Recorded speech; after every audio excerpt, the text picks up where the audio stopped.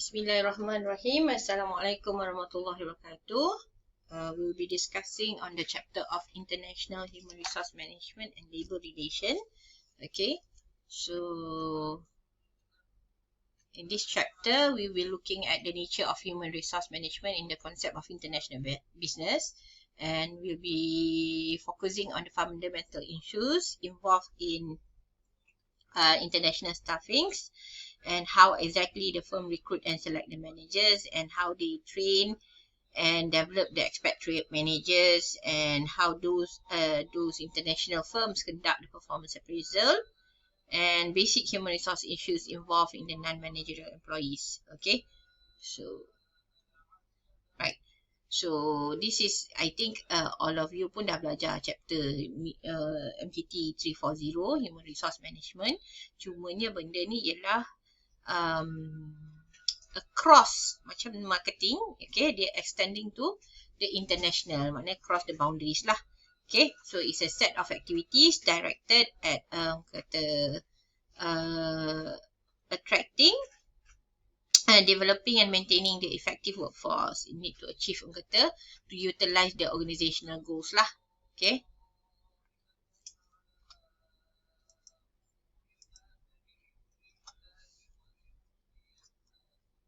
Right. So human resource management, kalau dalam konsep mana-mana pun sama aja, recruiting, training and appraising performance. Cumanya dalam konsep international ni yang kita nak tengok kat mana bezanya. Sebab international HR managers will face challenges because they are confronting their counterparts in purely domestic companies. Okay, specifically bila kita nak tengok daripada differences in culture, levels of economic development, okay, and legal system among the countries. So kalau you tengok benda-benda ni, right? Okay, this one, okay, these are all the challenges bila kita deal with human resource management across the boundaries lah. Okay, it's not one part, but it's everything. Okay, so international firm also must determine where various employees should come from. So sama ada dia datang daripada home country ke, okay, ataupun host country ke, ataupun third countries. Okay, so the optimal mix of employees may differ according to the location of the firm's operation. Okay, local laws also must be considered because they may limit or constrain hiring practices. Okay, so international businesses also got a complex training and development challenges. Sebab nak provide cross-cultural training ni bukan mudah ya, sebab bahasa, languages, okay, kena adjust dengan local system company yang ada employees ni, yang ada orang kata mix of employees ni. So nak adjust dengan semuanya bukan mudah. And of course bila kita cakap benda-benda macam ni, kita kena faham juga working conditions and cost of living may vary dramatically by the country. Okay, so itu pun HR managers kena tengok juga isunya, right? So bila HR strategy ni, dia akan tengok kepada cultural nuances yang inherent daripada orang kata strategy of HR tu sendirilah. Complexity dia based on kata how exactly business strategy dia, right? So kalau you tengok kat sini, inilah dia. Okay, nampak kecil je dekat slide tu kan. So kita akan tengok daripada, right, recruitment and selection, training and development, performance appraisal, compensation benefit, labour relation and contribution to the organizational effectiveness. So bila nak tengok balik ni, you akan tengok balik kepada yang cerita tadi tu. Okay, apa cerita tadi? Differences of cultures. Ni satu. Okay, right? Dua, level of economic development. Number 3 will be legal system. Number 4, which is very important as well, optimal mix of employee. Okay, berapa ramai orang kata right, home country, host and third country. And number 5 would be the complex training. TND. And number 6 will be the compensation system. Right? Okay. So all these are the challenges untuk generate the business strategy ni. Okay? Right?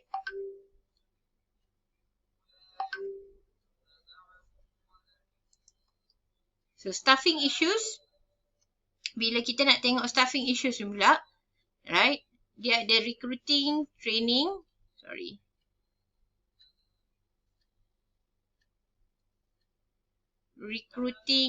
and retraining. Right? So bila melibatkan managerial executive employees dan bila non-managerial employees. Okay? Kalau managerial employees ni, dia more kepada strategic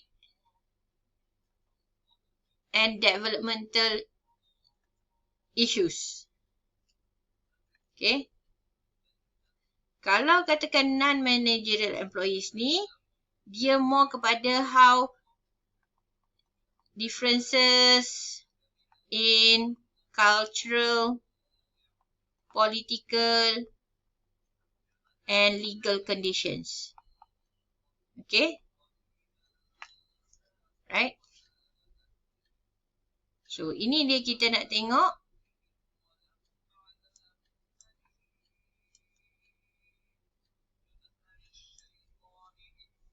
Scope of internationalization. Okay? So, bila kita when we discussed on yang kata international involvement ni. Okay? Mana yang kita nak tengok ni? Okay? So, export department. What does it mean by export department? A firm's initial foray into IB, international business, usually involves small scale. Okay? In exporting, using output from existing domestic production facilities. Remember, a firm's initial foray into international business usually involves small scale exporting using output from existing domestic production facilities, and its international activities are administered by a local export department. Ni kat sini awak punya kerja logistik, procurement. Okay, bila you nak kerja dengan company international ni, this is your part. Okay, so local export department with a home country manager. As export sales increase, the firm will hire specialists, okay, in export documentation, international trade financing, and overseas distribution and marketing. Okay. Kalau international division pula, what does it mean by international division? Right? So, bila dia grow importance, a firm often creates a separate division to administer its international activities. So, tadi dia pakai local export department. Local So, ini dia dah buat separate dah. Okay, dia punya international division. So, typically, the division is housed at corporate headquarters in home country and headed by home country citizen. Okay, the heads of firms foreign subsidiaries in turn report to the vice president ataupun sesiapa sahaja in the international division. Okay, these foreign subsidiaries managers might be either from home country or host country citizens. Okay, how about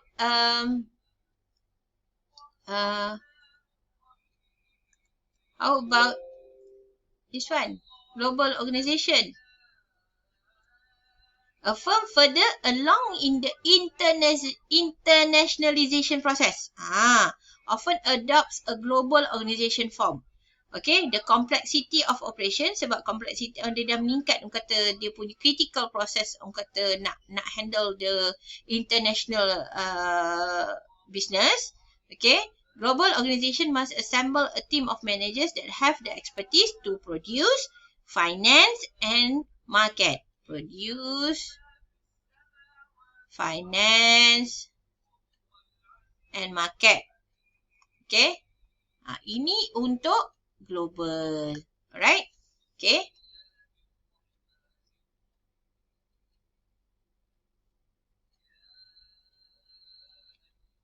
So, collective expertise and knowledge.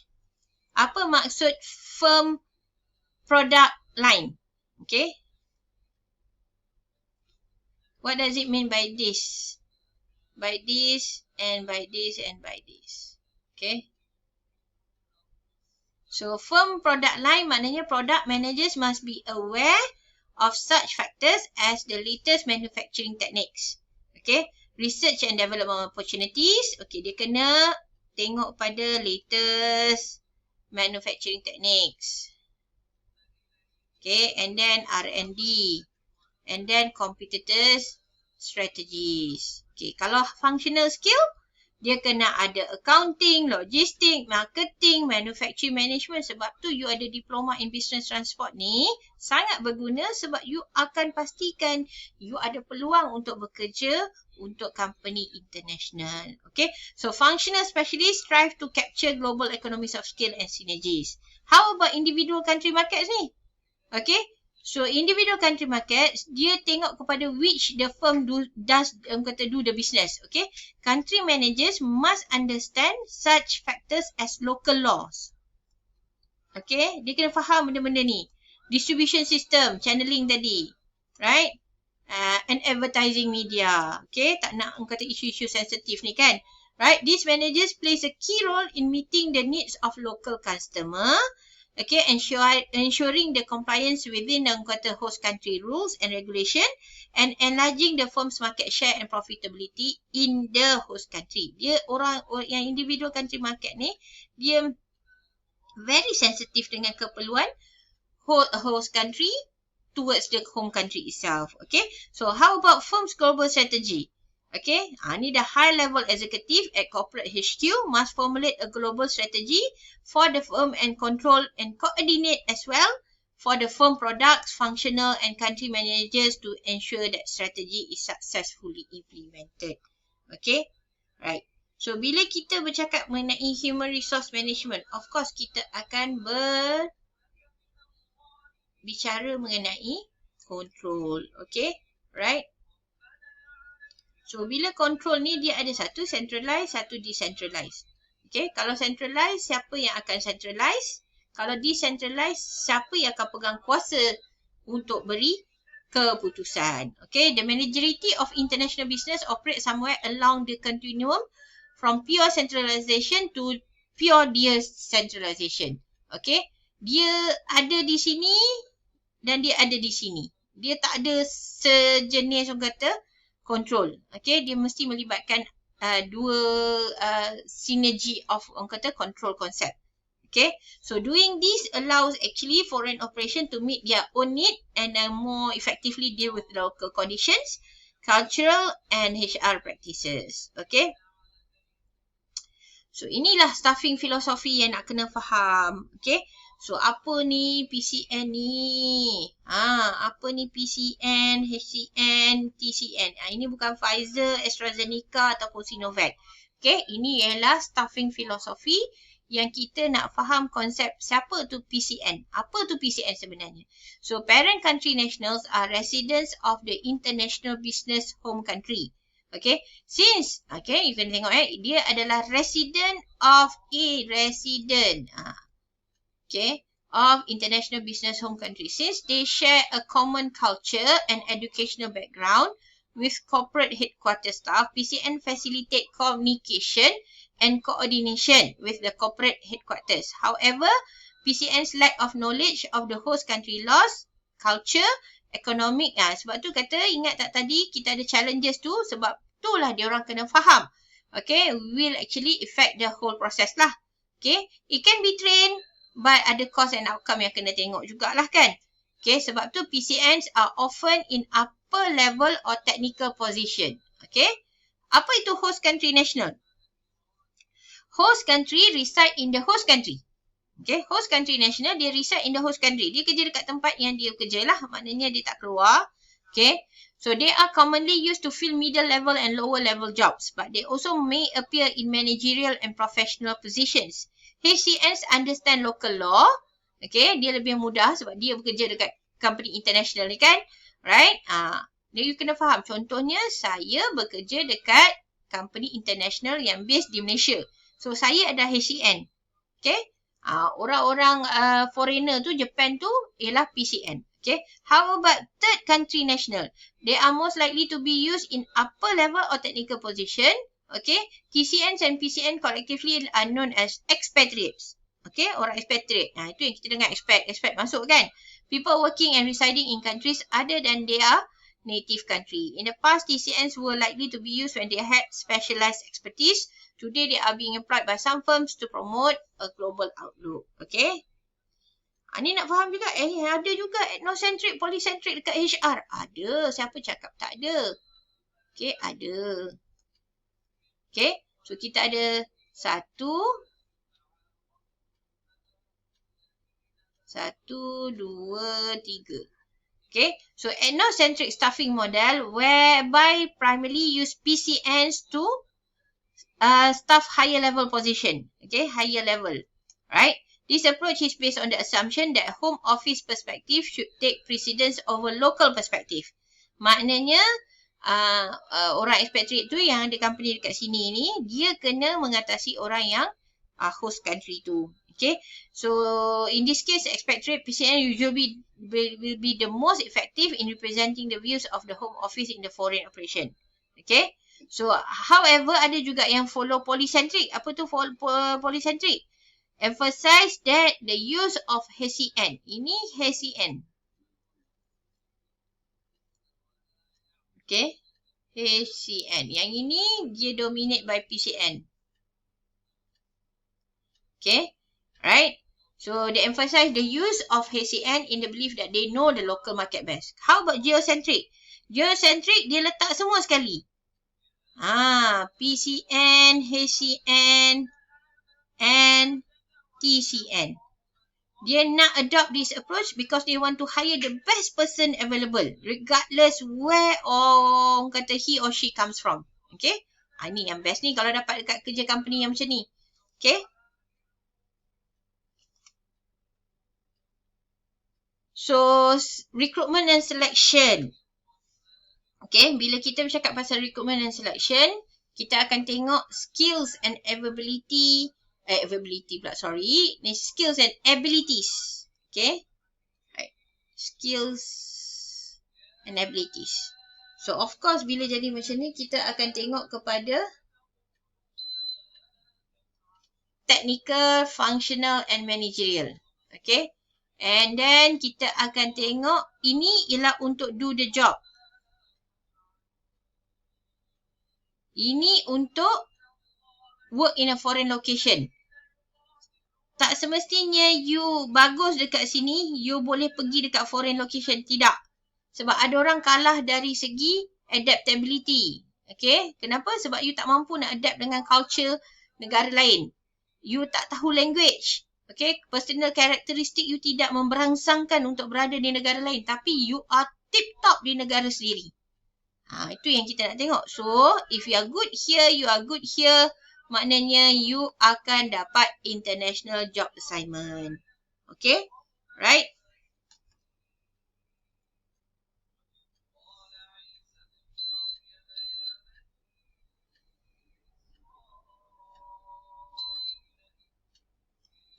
Okay.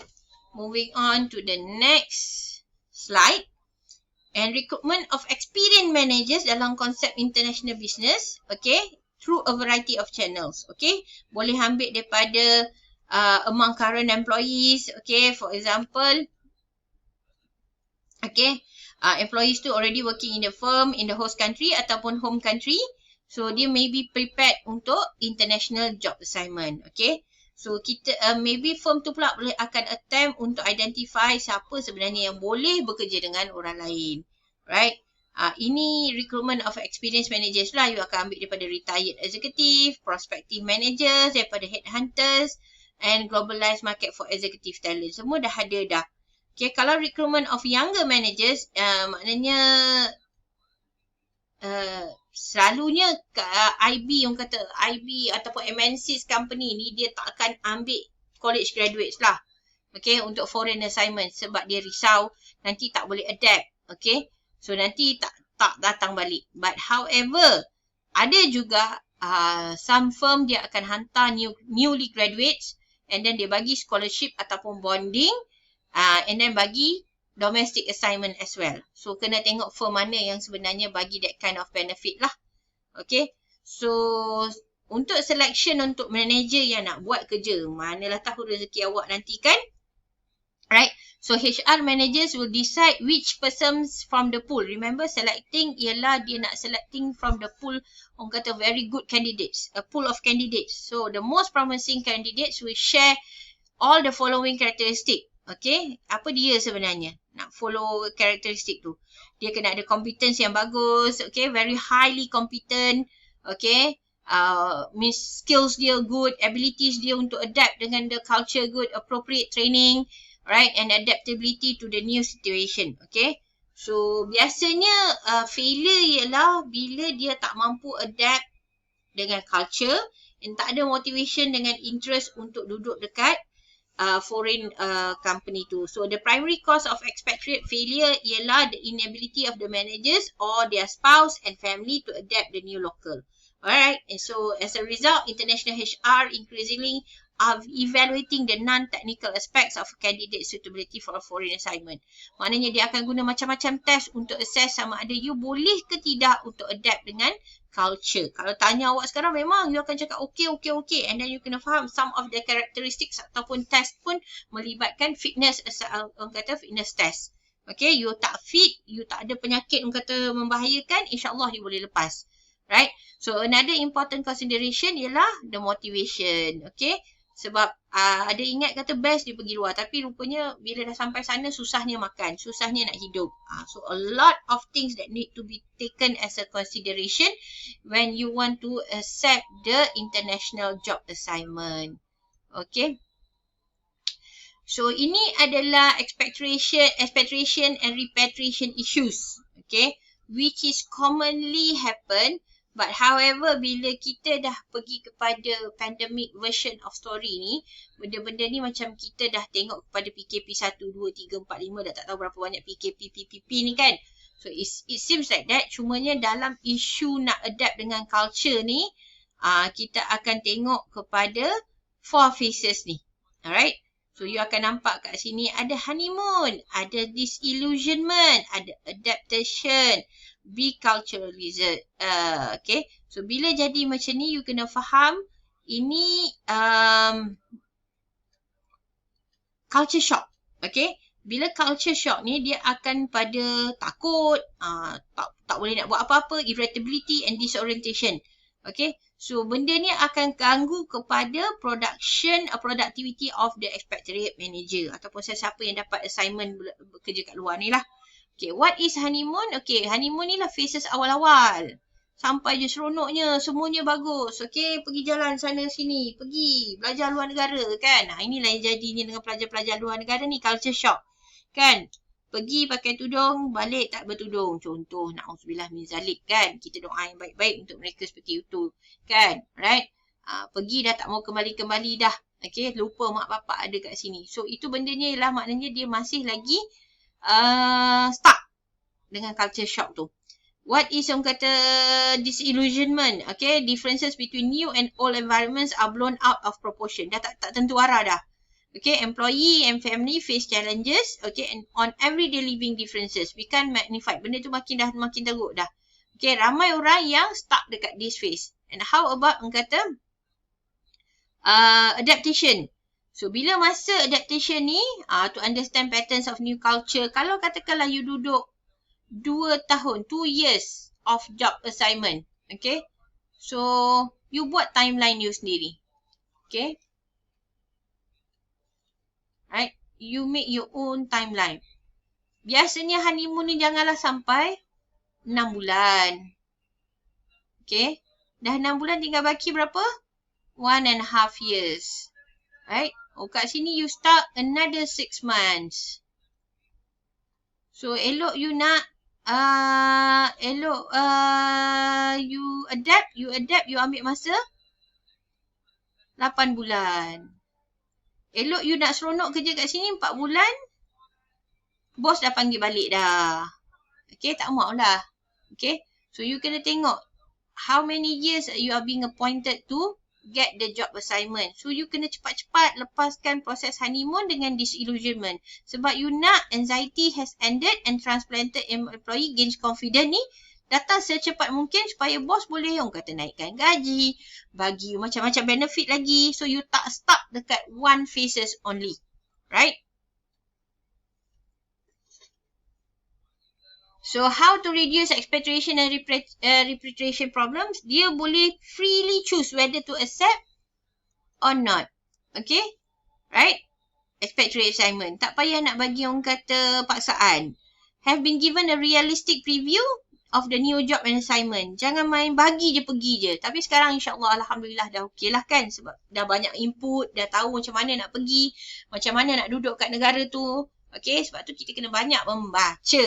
Realistic expectation, maknanya dah bagi tahu dah, you pergi sana untuk apa job description you, job scope you. Home based mentorship, maknanya ada mentor kat rumah pula, mentor dekat home country dan mentor juga dekat host country, right? Obviously nak bagi social support, okay, corporate, orang kata social responsibility, okay, during the job assignment. And then you kena tengok apa sebenarnya career prospect you bila you dapat this job assignment. Okay?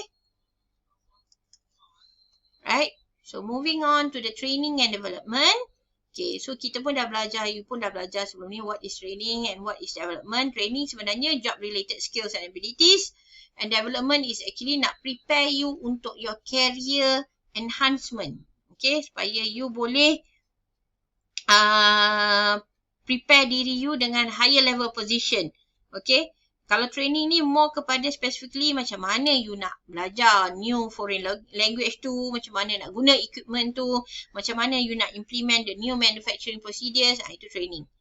Okay, so before a firm can undertake a meaningful training or development program, it must assess the exact training and development needs. Okay, a lack of knowledge about foreign customers and market is a major barrier to successful entry into such market.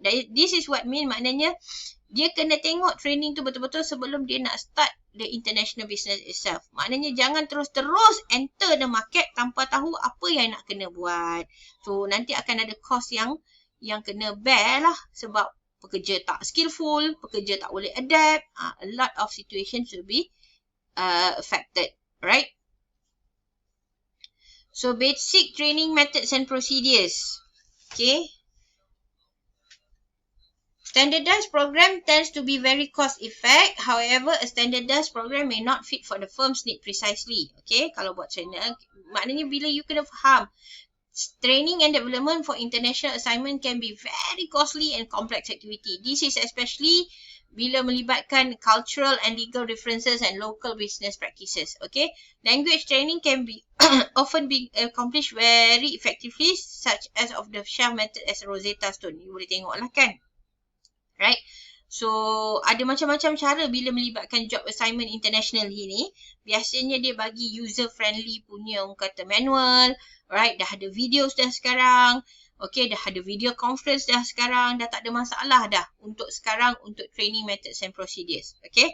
Right? So, developing younger international managers through globalization, maknanya MNC sekarang ni, banyak multinational corporate ni, realize that they need to enhance the knowledge of their managers by developing their international awareness and competence earlier in their careers. Okay, kalau you tengok polisi untuk tidak bawa plastik tu, berapa lama kita nak develop the culture of tak bawa plastik sampai dijadikan 20 sen untuk bayar untuk bawa plastik tu kalau tak bawa. Okay, kalau dekat overseas benda tu dah jadi budaya untuk bawa your own orang kata basket ataupun your own paper bag untuk bawa barang-barang you. Okay, to the extent. InsyaAllah, we will be going to that phases. Tapi itulah budaya memerlukan masa.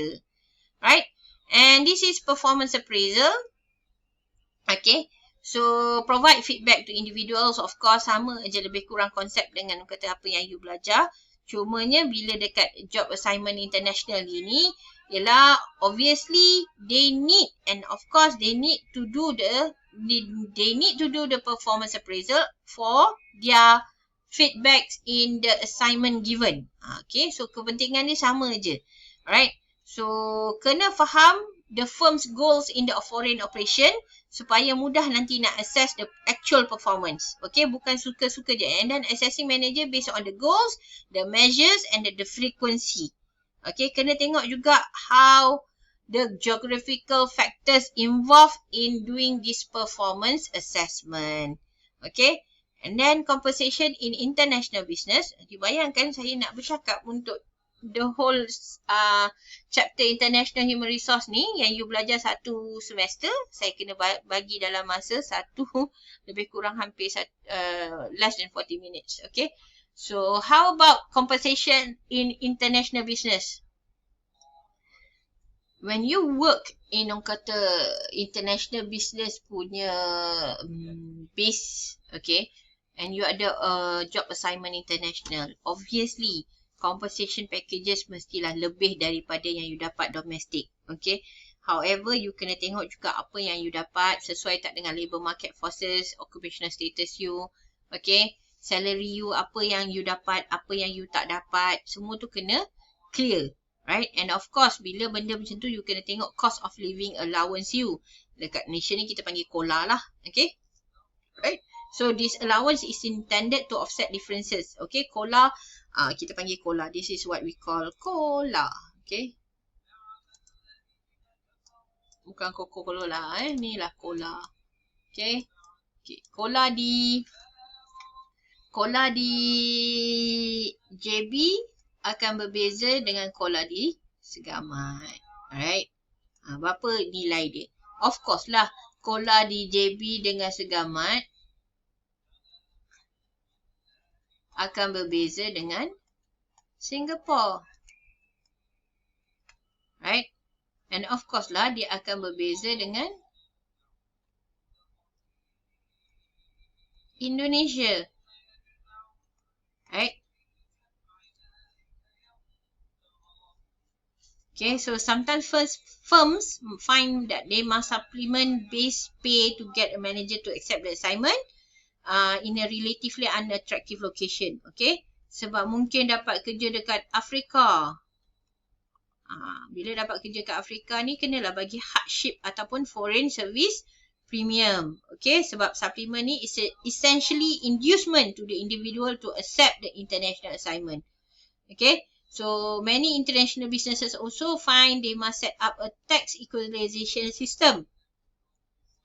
So this system is means of ensuring that the expat after tax income in the host country is similar to what the person's after tax income. Ini pun penting sebenarnya.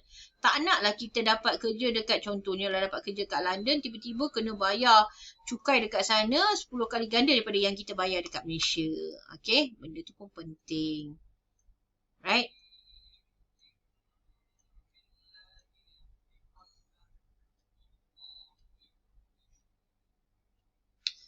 So, ini tak apa. We'll skip this. Alright. So, ini contohnya lah.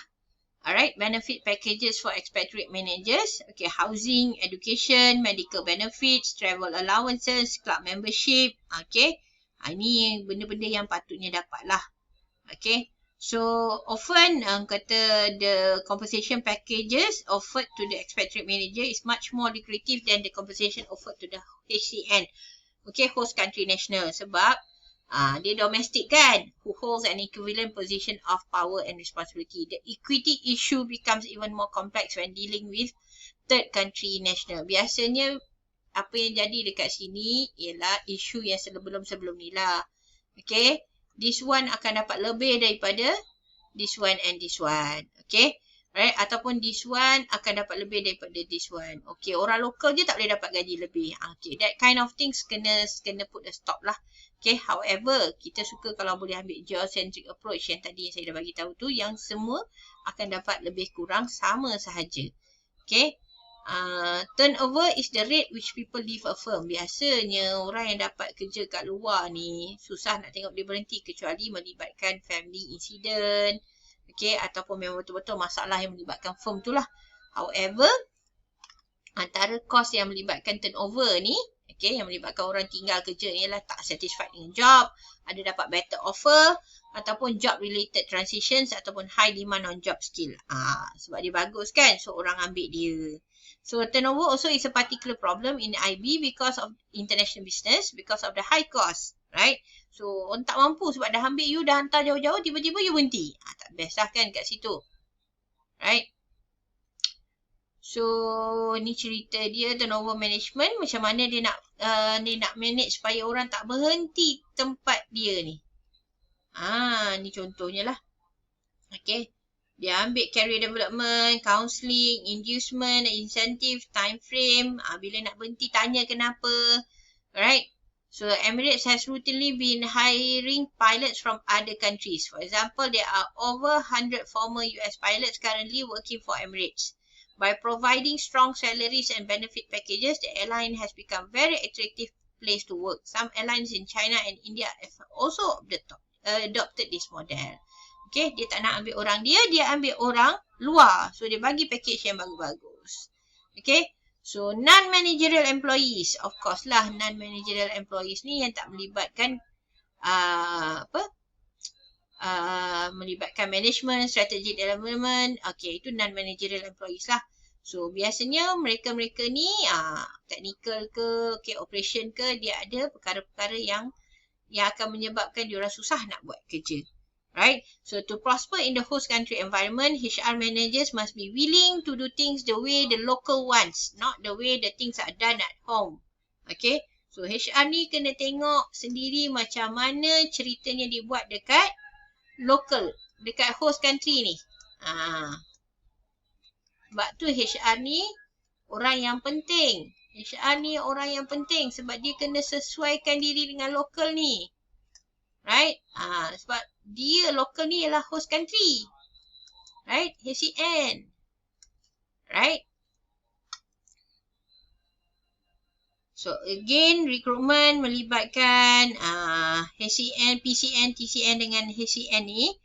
So in the foreign operation of multinational enterprises, okay, blue collar production workers and white collar office workers, typically HCN lah. Right? In most cases, there are economic reasons for this decision. HCNs are usually cheaper. Right?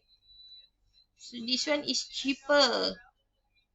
Okay. Then PCN and TCN. Okay. Nonetheless, as an international business must develop and implement a plan of recruiting. Berapa orang tadi yang mix of employees tadi tu? Okay, so when hiring PCN for foreign assignment, the firms must adhere to their home country's hiring regulation. When hiring HCM, the firm must be aware of those regulation, laws and norms within the host country. Kena tengoklah both side. Okay.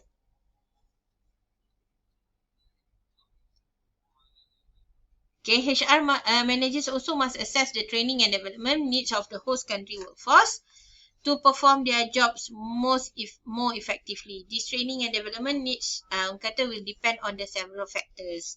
Okay. An important consideration for a company is the location in the foreign operation. In highly industrialized market, the firms usually find a nucleus of capable workers who may need only a bit of firm-specific training. Okay. So, training also a critical element. Dan kena faham setakat ni. Okay. Right? Sekejap ya. Okay. So, we sambung just a little bit. Another 2-3 slides saja. Okay. So, this is training and development. And of course, MNC nowadays dia dah move because of the pandemic pun. Dia dah pergi, orang kata, more to capable, orang kata, doing of training itself lah. Okay. Dia tak nak, orang kata, ada incurred cost untuk very highly cost for training. But they are trying to do the best to make sure that training and development needs ni boleh cater untuk semua HCN, PCN and TCN. Right?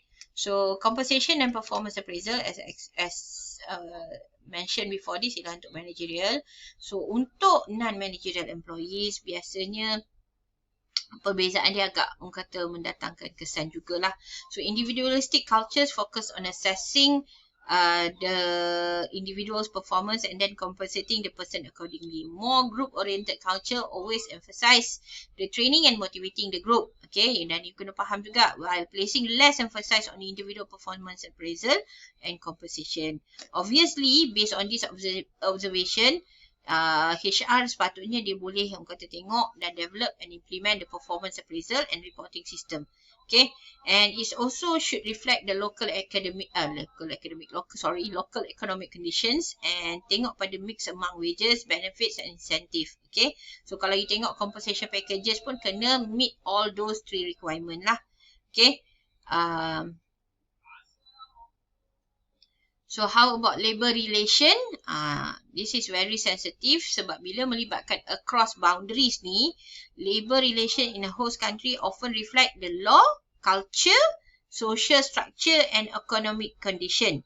Okay, so kena faham apa dia yang berbeza untuk setiap negara tu. A different situation exists in many other countries. Okay, so in some countries, union membership is high and continues to grow.